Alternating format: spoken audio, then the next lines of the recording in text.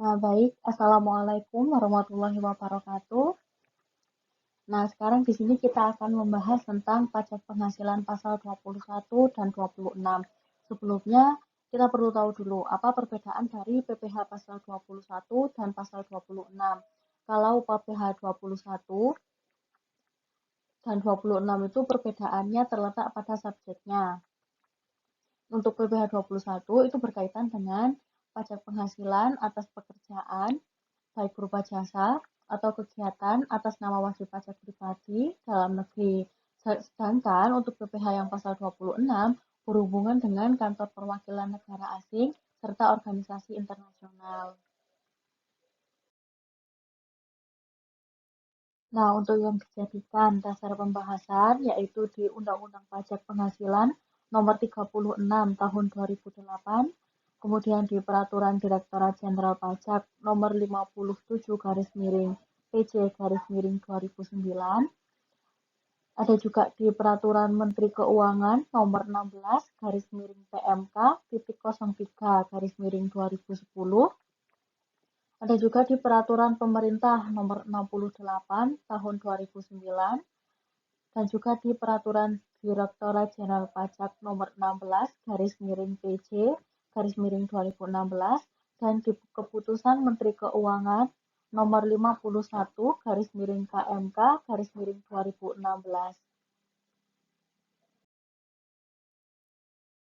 Nah, pembahasan yang selanjutnya adalah subjek pajak penghasilan pasal 21. Nah, di sini kita semua sudah tahu kan, subjek itu adalah sebuah istilah atau sebutan yang ditujukan kepada orang pribadi atau kelompok atau organisasi yang didasarkan pada peraturan perundang-undangan perpajakan yang telah berlaku saat ini. Nah, untuk subjek pajak penghasilan pasal 21, yang pertama itu ada pegawai atau karyawan tetap yang mendapatkan penerimaan uang pesangon, pensiun atau uang manfaat pensiun, kemudian tunjangan hari tua atau jaminan hari tua, beserta dengan ahli warisnya. Yang kedua adalah bukan karyawan tetap yang mendapatkan imbalan atau gaji dari jasa yang telah dia tawarkan. Kemudian yang ketiga adalah karyawan yang telah berhenti bekerja atau mantan karyawan. Nah, yang keempat ada peserta dari kegiatan, yang mana peserta tersebut mendapatkan penghasilan atau mendapatkan upah dari yang sehubungan dengan keikutsertaannya dalam suatu kegiatan. Nah, selanjutnya adalah pembahasan tentang objek pajak yang dipotong PPh pasal 21. Nah, objek pajak ini apa sih sebenarnya? Objek pajak itu adalah setiap pertambahan atau tambahan ekonomis yang didapat oleh wajib pajak. Nah, objek pajak yang dipotong di PPh pasal 21 ini, yang pertama ada penghasilan yang diterima oleh pegawai tetap. Itu baik yang bersifat rutin ataupun yang tidak rutin. Yang kedua adalah imbalan kepada bukan pegawai. Itu mungkin biasanya bisa disebut honor atau fee gitu ya. Terus yang ketiga ada penghasilan yang diperoleh penerima pensiunan secara teratur, jadi kayak uang pensiun. Kemudian yang keempat ada imbalan kepada peserta kegiatan. Kemudian ada juga penghasilan yang sehubungan dengan pemutusan hubungan kerja atau PHK. Jadi kayak pesangon atau jaminan hari tua seperti itu. Kemudian ada penerimaan dalam bentuk natura. Ini tuh natura di sini maksudnya itu adalah tambahan ekonomis yang didapat oleh wajib pajak, akan tetapi bukan berupa uang, dapat berupa barang, bisa jadi kayak sembako atau yang lainnya. Kemudian ada penghasilan pegawai tidak tetap atau pegawai lepas. Jadi setiap upah atau imbalan yang didapatkan oleh pegawai tidak tetap atau pegawai lepas. Nah, kemudian adalah yang bukan termasuk dari objek pajak penghasilan pasal 21. Yang pertama adalah pembayaran santunan. Kemudian yang kedua adalah penerimaan yang dalam bentuk pemanfaatan atau yang dapat digunakan seperti fasilitas mobil, pengobatan atau rumah. Kemudian ada iuran dari peserta pensiun. Kemudian juga ada zakat, ada beasiswa dan ada pajak penghasilan. Nah, untuk siapa yang memiliki wewenang untuk memotong atau memungut PPh pasal 21 itu ada yang pemberi kerja. Kemudian ada bendahara atau pemegang kas pemerintah, kemudian ada penyelenggara dana pensiun, kemudian ada badan perwakilan dari negara asing, kemudian juga ada badan penyelenggara jaminan sosial tentang tenaga kerja, kemudian ada penyelenggara dari kegiatan, ada juga orang pribadi, dan juga ada badan-badan lainnya. Nah, selanjutnya ada pemotong atau pemungut dari PPh pasal 21. Ada yang bukan pemotong atau pemungut, yaitu adalah pihak-pihak yang tidak memiliki kewajiban untuk melakukan pemotongan pajak. Ada juga kewajiban pemotong atau pemungut adalah kewajiban-kewajiban yang harus dipenuhi oleh pemotong atau pemungut dari PPh pasal 21.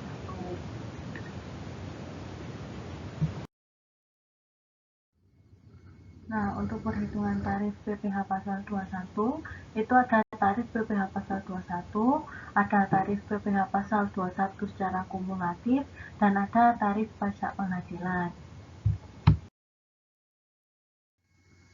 Nah, selanjutnya memasuki dari contoh perhitungan PPh pasal 21.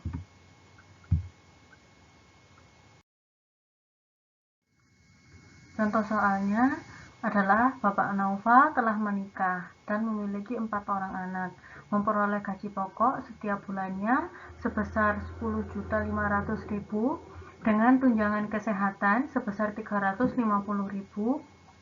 kemudian tunjangan anak sebesar 200.000.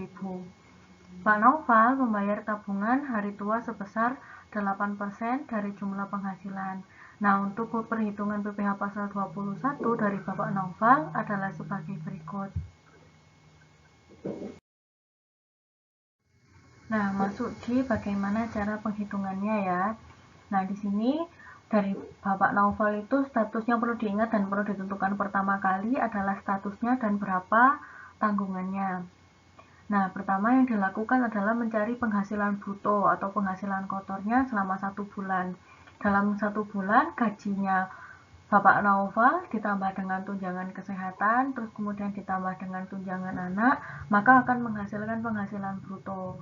Nah, penghasilan bruto ini dikurangi dengan pengeluaran yang dikeluarkan oleh Bapak Naufal sebesar biaya jabatan 5%, kemudian ada iuran hari tua juga 8%, sehingga total 1.384.000. Nah, dari penghasilan bruto ini dikurangi dengan pengurangan dan menghasilkan penghasilan neto selama 1 bulan, yaitu sebesar 9.666.000. Nah, penghasilan 1 bulan ini dikalikan 12 sehingga menghasilkan penghasilan neto selama 1 tahun sebesar 115.992.000. Nah, kemudian selanjutnya menghitung PTKP atau penghasilan tidak kena pajaknya. Karena Bapak Naufal ini statusnya kawin dan tanggungannya 4, maka perhitungannya seperti ini. Wajib mendapatkan PTKP dari wajib pajak pribadi sebesar 54 juta. Kemudian dari status perkawinan sebesar 4.500.000. Kemudian tanggungannya karena dalam peraturan maksimal hanya 3 tanggungan, maka PTKP hanya dikenai 3 tanggungan meskipun Bapak Naufal tanggungannya 4, sehingga sebesar 13.500.000. Dan total dari PTKP-nya Pak Naufal adalah 72 juta. Selanjutnya, untuk mencari penghasilan kena pajaknya dari penghasilan itu selama 1 tahun dikurangi dengan penghasilan tidak kena pajaknya Pak Naufal, yaitu 115.992.000 dikurangi dengan 72 juta sehingga penghasilan kena pajaknya Bapak Naufal selama 1 tahun itu 43 juta. Nah, kemudian untuk menghitung PPh pasal 21-nya, dari PKP atau penghasilan kena pajaknya Pak Naufal, 1 tahun itu dikali dengan tarif pajak. Seperti yang kita tahu, karena di sini PKP-nya Bapak Naufal kurang dari 50 juta, maka dikalikan dengan 5%.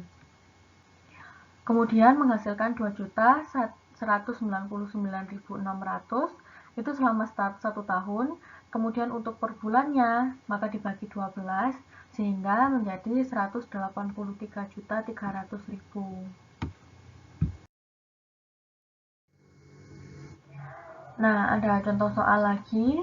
Pada tahun 2020, Andi telah menikah dan memiliki seorang anak, bekerja di PT Maju Mundur dengan gaji pokok sebesar 12.500.000. Nah, perusahaan memberikan tunjangan kesehatan sebesar 7% dari gaji pokok dan membayar iuran pensiun sebesar 600.000. Pada bulan Agustus 2020, gaji dari Pak Andi ini dinaikkan sebesar 5 juta. Begitupun dengan iuran pensiun, naik sebesar 150.000 per bulannya. Nah, untuk perhitungan PPh pasal 21 Bapak Andi selama 2020 adalah sebagai berikut. Nah, selanjutnya adalah perhitungan dari soal tersebut. Yang pertama harus dicari adalah PPh sebelum kenaikan gaji. Yang pertama, seperti tadi, penghasilan bruto dicari dulu dengan menjumlahkan gaji selama 1 bulan dengan tunjangan kesehatan. Kemudian dikurangi dengan biaya jabatan sebesar 5%, dikurangi dengan biaya pensiun atau iuran pensiun, dan menghasilkan penghasilan neto selama 1 tahunnya sebesar 12.275.000 selama 1 bulan. Kemudian dikalikan 12 untuk mencari penghasilan neto. Setelah itu menghasilkan Rp140.300.000 untuk penghasilan neto dalam 1 tahunnya. Kemudian mencari PTKP atau penghasilan tidak kena pajaknya. Karena statusnya Bapak Andi ini kawin dan tanggungannya hanya 1, maka PTKP yang dicari hanya sebesar 63 juta, didapat dari wajib pajak pribadi, wajib pajak KW, dan tanggungannya. Kemudian untuk mencari penghasilan kena pajak, didapat dari penghasilan neto selama 1 tahun dikurangi dengan penghasilan tidak kena pajak, yaitu menghasilkan penghasilan kena pajaknya sebesar Rp84.300.000. Nah, karena Rp84.300.000 ini lebih dari 50 juta, akan tetapi kurang dari 250 juta, maka mencapai di lapisan kedua dari penghitungan dari tarif PPh pasal 21. Nah, untuk mencari PPh pasal 21-nya, yang pertama itu 50 juta dikali 5%.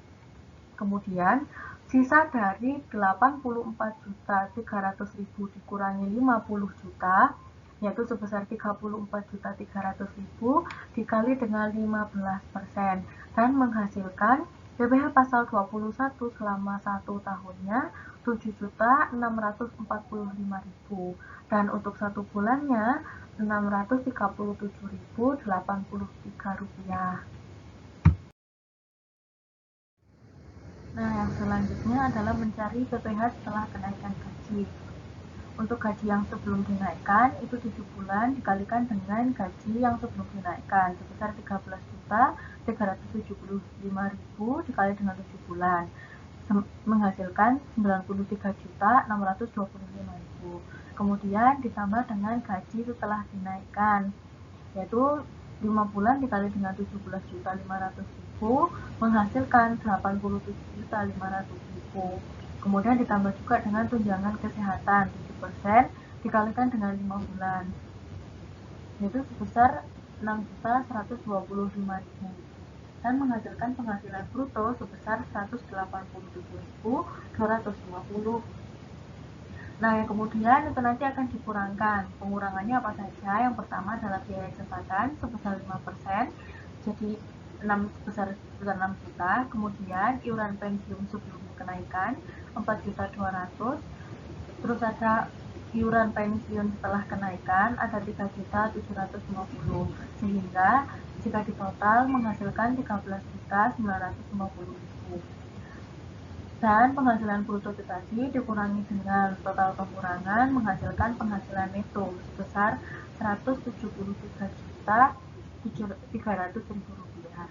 Nah, kemudian dicari PTKP-nya atau penghasilan tidak kena pajaknya. Karena Bapak Andi ini kawin dan tanggungannya 1, maka PTKP-nya ada WP pribadi sebesar 54 juta, ada WP kawin 4.500.000, dan tanggungannya 1 sebesar 450.000, sehingga penghasilan tidak kena pajaknya sebesar 63 juta. Nah, untuk mencari PKP-nya, penghasilan neto yang selama 1 tahun itu tadi 173.300.000 dikurangi dengan PTKP penghasilan tidak kena pajaknya sebesar 63 juta dan menghasilkan penghasilan kena pajak atau PKP-nya sebesar 110.300.000. Nah, untuk tarif PPh pasal 21-nya itu dikenakan 5% dan 15%. Yang pertama 50 juta dikali 5%, yang kedua sisa dari 110.300.000 dikurangi 50 juta yaitu sebesar 60.300.000 dikali dengan 15%, menghasilkan PPh pasal 21 yang harus dibayarkan dalam 1 tahun adalah sebesar 11.545.000 setiap tahunnya. Nah, untuk PPh pasal 21 sebelum kenaikan gajinya itu tuh diambil dari yang sebelumnya, hitungan yang sebelumnya. PPh sebelum kenaikan gaji setiap bulannya dikali 7 bulan, karena dari bulan Januari sampai bulan Juli, sehingga menghasilkan 4.459.581 rupiah. Nah, untuk PPh pasal 21 setelah kenaikan gaji yaitu dari 11.545.000 dikurangi 4.459.581 rupiah menghasilkan 7.085.419 rupiah. Itu untuk PPh pasal 21 di bulan Agustus sampai bulan Desember setelah kenaikan gaji.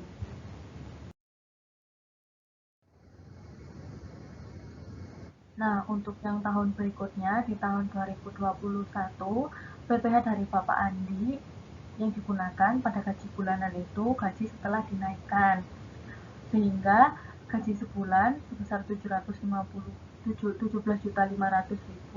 ditambah dengan tunjangan kesehatan sebesar 1.225.000 dan menghasilkan penghasilan bruto sebesar 18.725.000. Kemudian dikurangi dengan pengurangan biaya jabatan sebesar 5%, kemudian iuran pensiun, kemudian menghasilkan total pengurangan sebesar 1.250.000. Dari penghasilan bruto dikurangi dengan total pengurangan, maka ketemulah penghasilan neto selama 1 bulan sebesar 17.475.000, yang kemudian dikalikan 12 untuk mencari penghasilan neto selama 1 tahunnya. Setelah itu dicari PTKP-nya. Karena PTKP-nya sama atau tidak berubah dengan status kawin tanggungan 1, maka PTKP-nya sebesar 63 juta. Untuk mencari PKP-nya dari penghasilan neto selama 1 tahun dikurangi dengan PTKP. Nah, untuk PPh pasal 21 dikenakan tarif 5% dan 15%. Yang pertama 50 juta dikali 5%, yang kedua 146.700.000 dikurangi dengan 50 juta menghasilkan 96.700.000 dikali 15%. Dan ketemulah PPh pasal 21 selama 1 tahun sebesar 17.005.000. Dan selama 1 bulannya dibagi 12 menjadi 1.417.083 rupiah.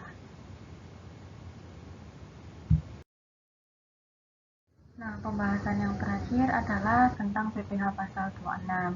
PPh pasal 26 ini adalah pajak penghasilan yang dipotong dari badan usaha apapun di Indonesia yang melakukan transaksi pembayaran seperti gaji, bunga, dividen, atau royalti, dan sejenisnya kepada wajib pajak luar negeri.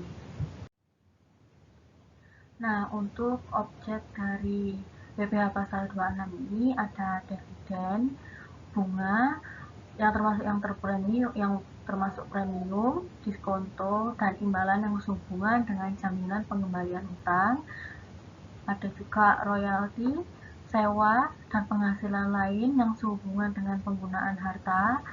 Kemudian ada imbalan yang sehubungan dengan jasa pekerjaan atau kegiatan. Kemudian ada hadiah dan penghargaan. Ada juga pensiunan dan pembayaran berkala lainnya. Dan juga ada premi swap dan transaksi lindung nilai lainnya. Nah, untuk memotong dari PPh pasal 26 ini terdiri dari pemerintah, subjek pajak dalam negeri, penyelenggara dari kegiatan, bentuk usaha tetap, dan perwakilan perusahaan luar negeri lainnya yang melakukan pembayaran kepada wajib pajak luar negeri selain bentuk usaha tetap. Nah, adapun dari penyelenggara kegiatan bisa berbentuk badan, orang pribadi, atau kepanitiaan yang melakukan suatu event atau kegiatan. Contohnya, apabila ada penyelenggaraan kegiatan adalah orang pribadi atau badan yang mengorganisasi suatu acara seperti pertunjukan, perlombaan, seminar, dan lain-lainnya. Nah, untuk tarif dari PPh pasal 26 ini sebesar 20% secara umumnya. Namun, apabila mengikuti tax treaty perjanjian penghindaran pajak berganda, maka tarif dapat berubah. Nah, berikut tadi adalah materi yang dapat kami sampaikan. Yang dapat saya sampaikan, pastilah ada kesalahan dari perkataan ataupun perbuatan. Sebelumnya saya mohon maaf yang sebanyak-banyaknya. Terima kasih, sampai jumpa lagi, dan jangan lupa untuk semangat.